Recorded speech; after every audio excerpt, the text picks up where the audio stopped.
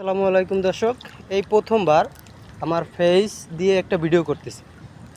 তো এরা আসছে মাছ ধরার জন্য। এই যে আমি এদের মাছ ধরা দেখতে আসছি এবং সাথে এদের ভিডিও করতে আসছি। এই যে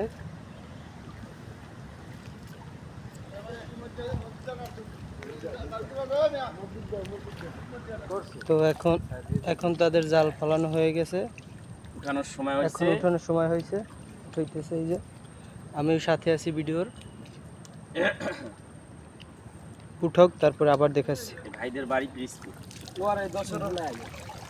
দুই একটা দেখতে চিংড়ি মাছ আছে শুধু। ওই যে বাইরে গেছে তো এই যে মাছ ধরার প্রায় শেষ পর্যায়ে, এরা বেশি একটা মাছ পায় না যেহেতু জালে। কেওড়া পাওয়া গেছে, কেওড়া পাইছে না, ময়লা তো আমি এদের কাছ থেকে এখন চলে যাচ্ছি।